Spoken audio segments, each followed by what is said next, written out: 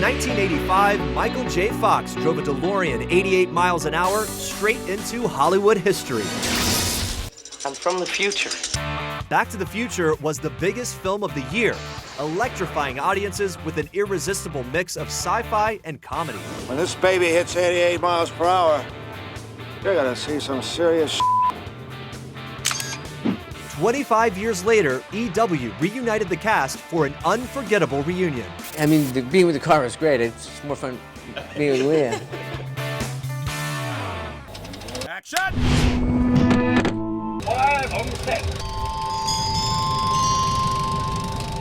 When I kiss you, it's like I'm kissing my brother. It's great to see Michael. I just can't believe it's been 25 years. Yeah, that's crazy. It's a thrill for me because I didn't actually get to shoot in the car. I kind of saw it in the background. I didn't get to be in it. I'm a little bitter, but that's okay. The car, I mean, I just remember all the things with the car, like I smashing my head on the door and hitting my knee on the flux capacitor. And it looks good. The story of Back to the Future began with a hilarious but hard-to-sell script written by Bob Gale and Robert Zemeckis.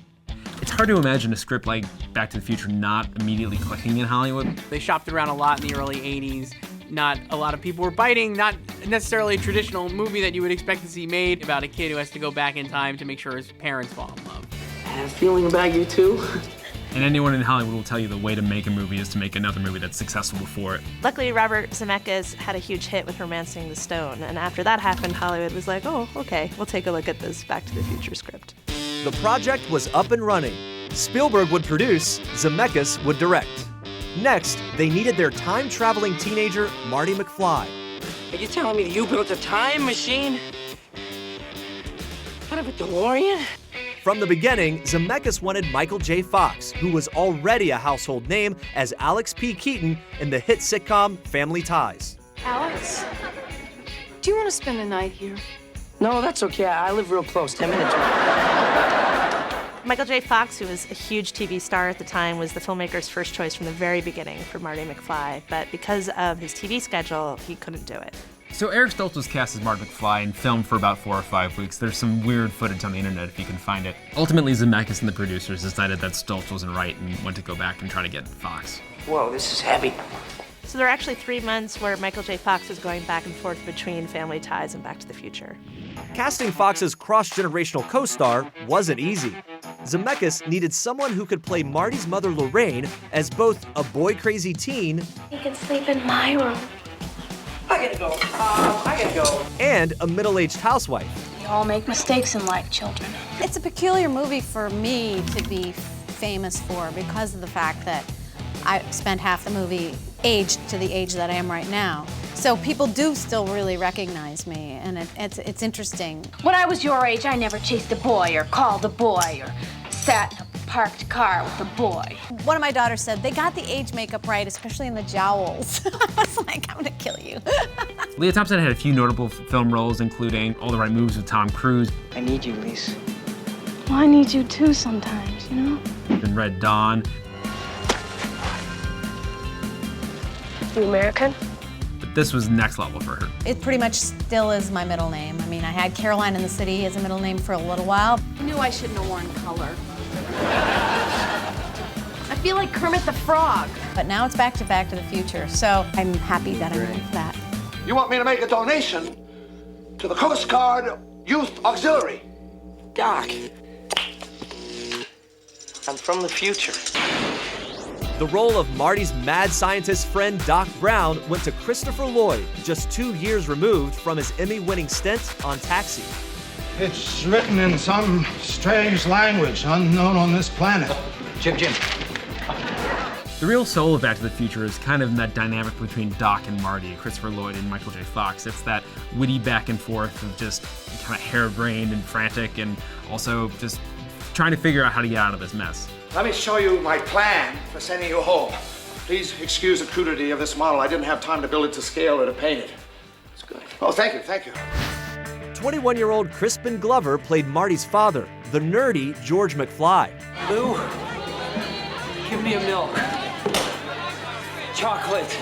Crispin Glover and Michael J. Fox had this great chemistry, and in fact, they had actually already worked together on an episode of Family Ties. Alex, that's Colonel Keaton. I'm sorry, Colonel Keaton, I mean.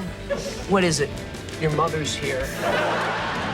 Rounding out the cast was Thomas F. Wilson as Biff, the school bully. Hey, I'm talking to you, McFly, you Irish bug.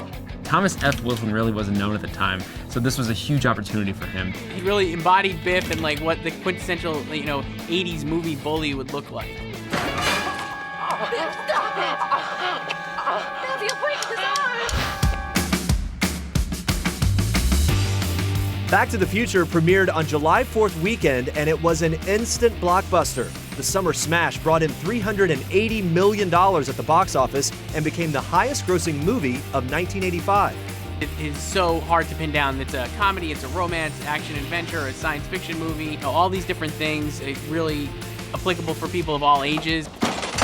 It was that chemistry between Christopher Lloyd and Michael J. Fox. It was the DeLorean, the time travel, all just kind of came together to make something that people really hadn't seen before. What I get is people want to talk about the space-time continuum and stuff, and I'm like, dude, I was just in the movie. I don't know, like about forks and I don't know. But people wanted to have conversations with me about it, and I was like, we can talk about the movie, but I have no idea about it.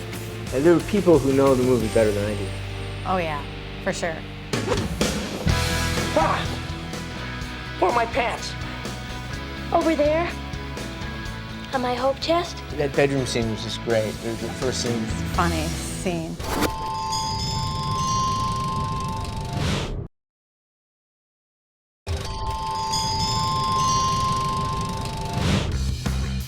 In 1985, Back to the Future became a pop culture phenomenon. It was everything it was meant to be, and it just is so uncontroversial and just fun. It was controversial. I was trying to, make out with my own son. Marty, I'm almost 18 years old. It's not like I've never parked before. What?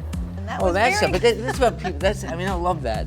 Why are you so nervous? That bedroom scene was just great. The first scene. Funny scene. I've never seen purple underwear before, Calvin. Calvin, why do you keep calling me Calvin? Well, that is your name, isn't it? Calvin Klein? It's written all over your underwear. Like all that stumbling around that I did originated, like that was a direct reaction to the pressure she was putting on me with the eyes and the intention and the intensity of what she was doing. It was just great. I mean, it's so fun to work with someone that good and someone who puts you on the spot that way as a character. Ah! Where are my pants? Over there? On my hope chest? You're a genius with physical comedy. I remember just watching you and trying to learn. Falling off stools. It's just complete awkwardness. It's just a klutz. The wildly popular film was also a hit with critics, earning 4 Oscar nominations, including one for Best Screenplay. When I watch Back to the Future, what really strikes me is the detail and the thought that Zemeckis and Gale put into that script. Everything has payoffs and setups, and you see things like clocks going off the wrong time, just hinting at time travel, and the subtle changes between the two different timelines. It just, makes my brain excited. Re-elect Mayor Goldie Wilson. Progress is his middle name. I can't really think of any other movie that has this many iconic scenes. Just so many. This movie is wall-to-wall big moments. One of the great sequences in Back to the Future is a skateboarding sequence through Hill Valley. A lot of fun. Michael J. Fox holding on to cars while he's riding on the skateboard. You take a look at the arc of the whole series and you see these echoes and fun little callbacks. Like, for instance, the skateboard in the first one becomes the hoverboard in the second. It's things like that that really make this series kind of memorable and stand out. The thing that I remember was in the hoverboard stuff. I knew that the upshot would be I'd have another piece of metal rammed up my ass and like some kind of hinge thing, and people thought the hoverboard was real, but I was swung from cranes, and I can tell you it wasn't real. A lot of people, one of their favorite scenes is at the end, at the Under the Sea dance, and Michael J. Fox plays Johnny B. Good on guitar. Watch me for the changes and try and keep up, okay? I think that scene is really authentic and so well done, partially because Michael J. Fox actually plays guitar and was able to kind of really sell that moment.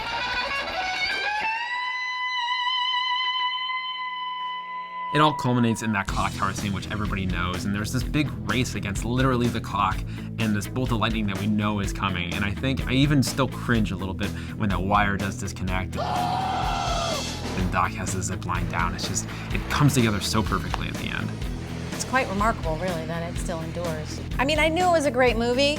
I knew it was beautifully crafted and expertly cast, of course. I think there's a lot of heart in the movie, and that's why it sustains itself. Marty, will we ever see you again? I guarantee it. Of course, the movie ends with the most perfect timeline for Marty. The truck is fixed, his parents are successes. Mr. McFly! Mr. McFly, you just arrived. Oh, hi, Marty. I think it's your new book. Like I've always told you put your mind to it, you can accomplish anything. It's just this perfect, really nice cap on this really delightful movie.